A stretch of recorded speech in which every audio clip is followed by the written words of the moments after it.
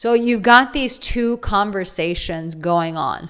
Where does that leave you? Where does that leave us today? What we're talking about in this video, why I want to share this, is like the power of your presence. And this can go for men, this can go for women.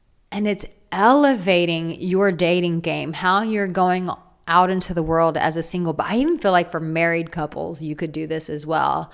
And that's elevating it through what I would call spiritual alpha leadership. And what that means is like, okay, now we need both men and women to lead. Yes, we need men to be more masculine to lead, but also women like to lead themselves, to lead their hearts. Like I saw this one video and I thought it was brilliant. As this woman going off, and this woman was like, I want an emotionally mature man, and I want a man who is this and that.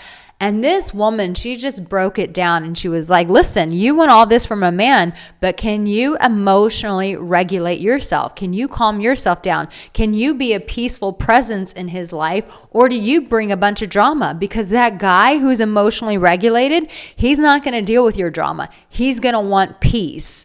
And I was like, whoo, I definitely have been guilty of that myself in the past. And I'm like, yeah, that makes perfect sense. So it's like women are having to lead from a different place of leading themselves internally and not just thinking that it's this fairy tale of some man's going to come and rescue them and that all of their trauma wounds are going to go away. No, you have to regulate your nervous system. You have to become emotionally stable for yourself. And yes, a loving man can be an offer of support, but ultimately as a woman, you have to lead yourself into that. And it's the same thing for men. It's like so many men are wanting women to make things easier on them. Well, if women would just, feminism is just so hard and they're so mean, if they would just make it easier on us guys. When did men start going out and asking for handouts for things to be easier for them? And it's like, no.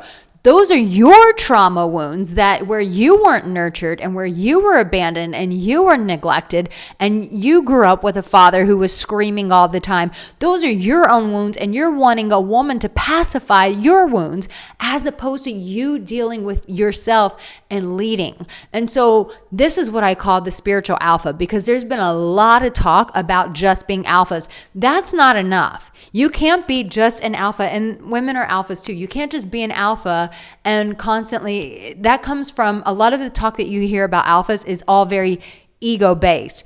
Ego and relationships do not mix. It doesn't come from a place of love. Yes, we all need our ego for a time in our development, but then we have to grow up and become spiritual alphas, not just these ego-based, narcissistic, obsessed with ourselves people, but it's having a higher calling for ourselves. So why do I throw the spiritual aspect in it?